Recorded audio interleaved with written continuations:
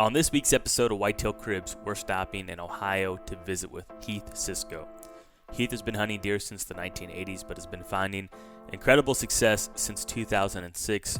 Watch along as he recounts some of his most memorable hunts and bucks from over the years. If you enjoyed the episode, be sure to subscribe to the channel to catch these episodes every Wednesday at noon Eastern. Now let's get into it.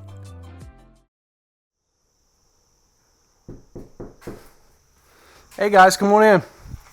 My name's Heath Cisco. I'm in here prepping for the 2020 deer season coming up. So this is my hunting room where I keep most of my clothes and my gear, and I try to separate it away from my house.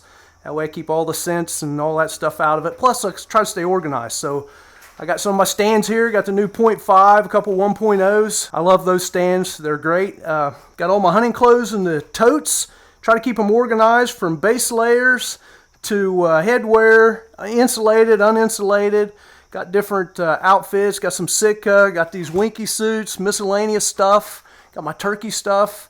I try to separate everything. Got lifeline, straps, and then I got this hanger up here. So I got my windows with the air flowing through. And when I get back from hunting, my outer layers, I like hanging them up here, letting them air out. And then most of my inner layers I wash every day. So I try to keep them fresh. Then over here, just got miscellaneous stuff that I'll use throughout the season. Got my low bow, arrows. My daughter made me this great hunting gear sign, so it turned out really good. But that's about it out here. Let's head on into the house and check it out. Let's head on in here.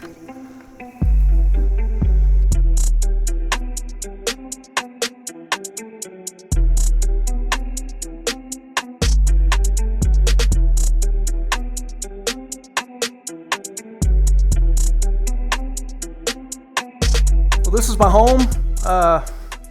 Some pictures of my wife, Misty, my two girls, Hadley and Olivia. Me and my dad built this home back in 99 to 2000. And as you can see here in a minute, my trophy room, I built it kind of around my trophy room. So let's head on in there. This is kind of a sitting room. This is my kitchen.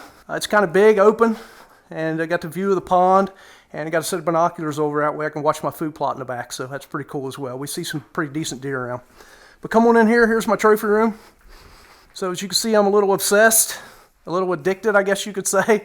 I love bow hunting, and I've had good success over the years. So we'll go ahead and talk about a few of these bucks. So let's start out over here. This is a buck I killed several years ago. I was actually hunting a larger deer and wasn't able to get on it, and it disappeared. And I passed this one up on November the 4th. And after that other one disappeared, I started targeting this one and ended up killing it at the end of December, or beginning of December. And here's some sheds off of it I got. So that was a couple years prior. And then this was actually the year before, so he put on some good inches. Then here's another deer, probably one of the most memorable hunts that I had, just because of the history with this buck. I've got 5 sheds off of it, 2 sets. He's got a bunch of junk coming off the back.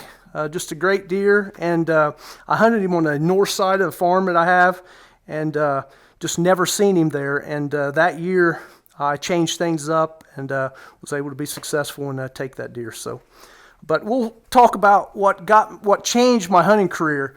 I started out hunting, probably in the mid '80s, and wasn't very successful. And I hunted really hard, hung out with some older guys, and they basically, reading magazines, talking to them guys, it was a November hunt. You had to kill all your deer in November, first couple weeks. So that was what I went off of. You had to hunt on certain winds. They used wind direction, but it was like mainly predominant winds, northwest winds. So we set up all of our stands that way, set them up in funnels. And hunting a few years like that, I just wasn't very successful. I did kill some deer, but it was like one every 2 or 3 years.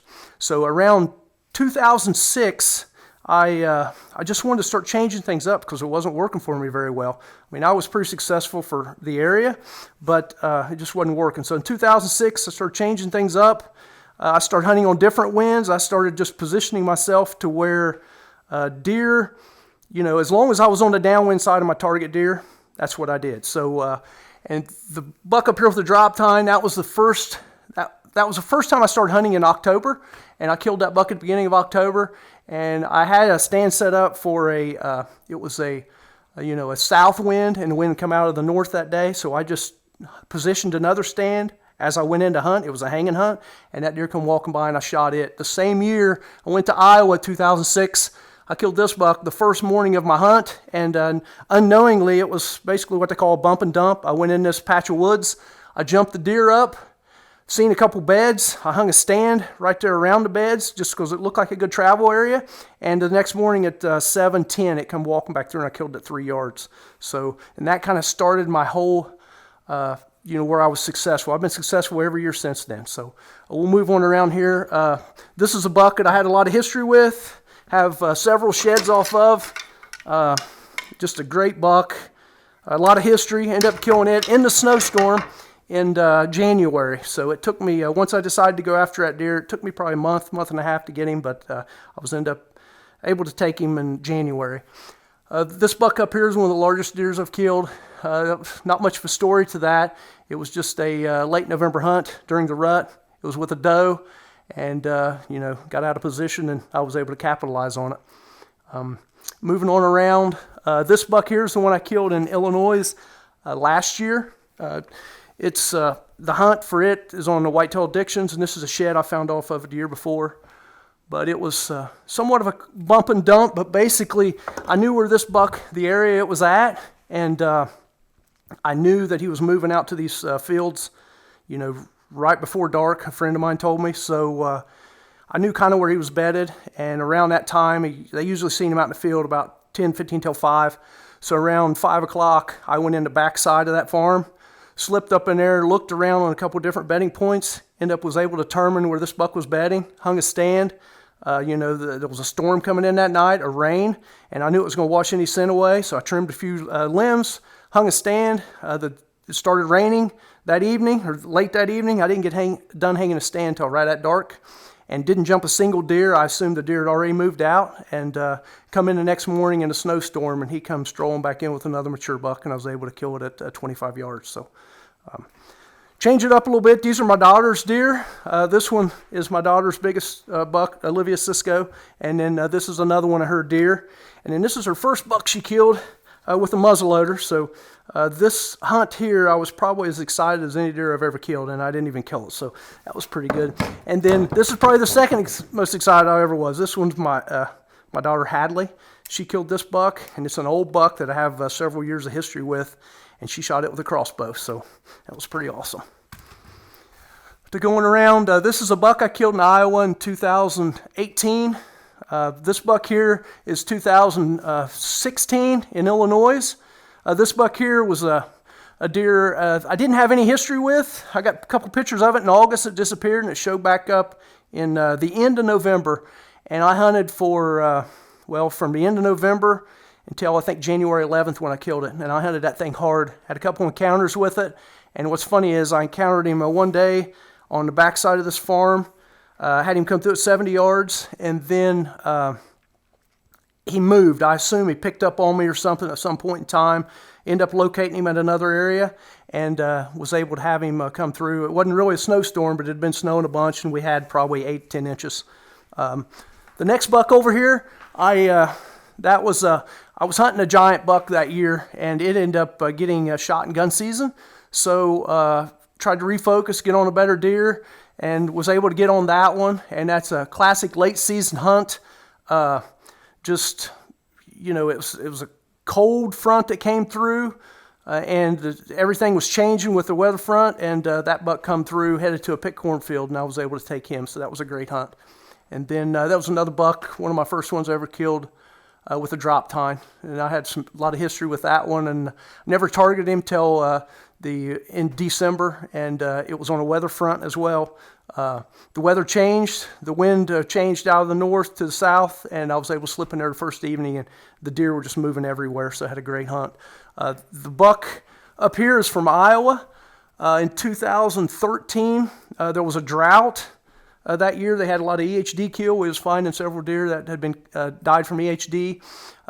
It hadn't rained for like a month and a half. There was zero sign in the woods. It's just like there wasn't even a deer in there.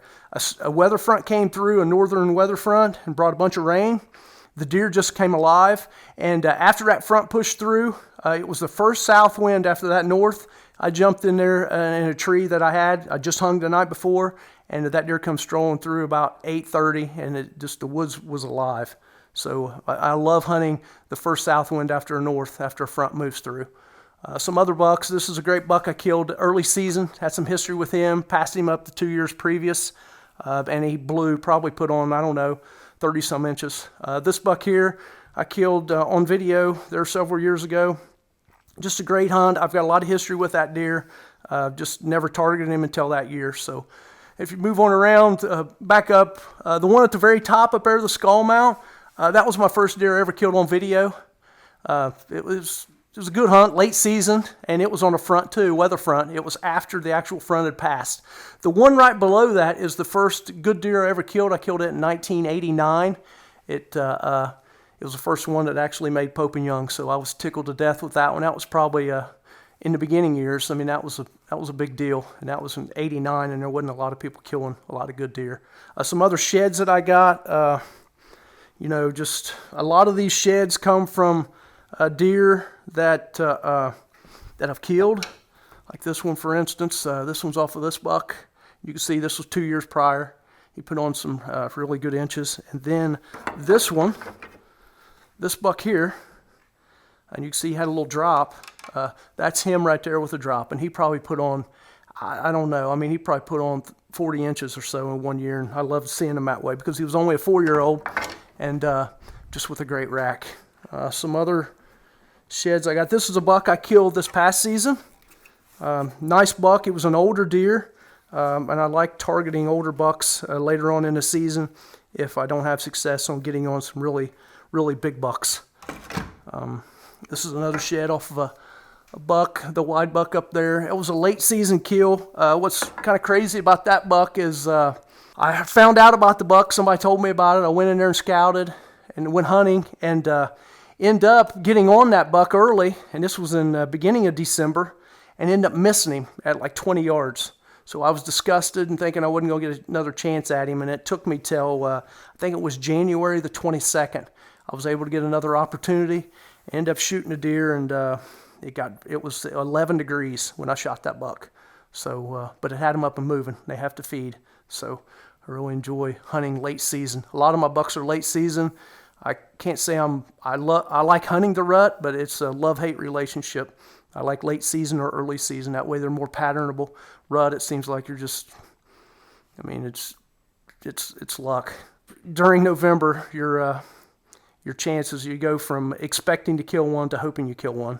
In late season or October, every time you go in, you expect to kill one. At least I do. So, all right. So some of the shed antlers. This buck here is one of the bigger sheds I've ever found. It actually weighs 5 pounds. It has an 8 1/4 inch base. This buck, I found this shed back in '93 and hunted this buck from the end of '93 season and all of '94. In '93, when I heard about this buck, I went in, the first evening I went in was in the middle of December. I went in to scout this area, and it was basically just a scouting mission. I went in and hung a stand along a fence row. And right before dark, I had this buck come by, which I didn't know it was him because it only had one side. This buck come by at 8 yards, and it was one of the largest deer I've ever seen. And I didn't realize it at the time, but I thought that area was known to produce deer that only had one antler for some unknown reason. So then I went back in February to try to find this buck shed and ended up finding it about 800 yards from where I seen him, and then realized it was the same buck that I passed back in December. That summer I went in and videoed this buck and ended up seeing him several times, and then set up on some rut funnels to try to kill it. And I had 4 encounters with him and just wasn't able to seal the deal. But it was probably one of the largest bodied deer and heaviest rack bucks I've ever hunted. And he was taken in gun season that fall, and I wasn't able to chase him any longer. So, but great buck. And then here's another buck that I killed in late season. A couple years ago. I got it on video. Hopefully at some point in time you'll be able to see it on Whitetail Addictions. But it's just a buck that I had on my farm several years. Had a lot of trail camera pictures, video, And then when I decided to actually go in and kill it, it took me a couple hunts, but I went in, and it was, then again, it was on a weather front. We had it was late season, but it was kind of mild, and we had a northern front come through with bringing in some cold weather, and the first south after that was a bluebird day sky, and the deer just came alive, and I was able to take that buck at like 20 yards. So it's a really good buck, so I'm tickled to death. But these are my trophies. I'm very proud of them. I put a lot of time and effort into hunting, and I love the chase. I love the challenge, and I like targeting one specific deer. Don't get me wrong, if a stranger comes through and he's big, then I'll go after him as well, but that's pretty much it. Just I'm a whitetail addict.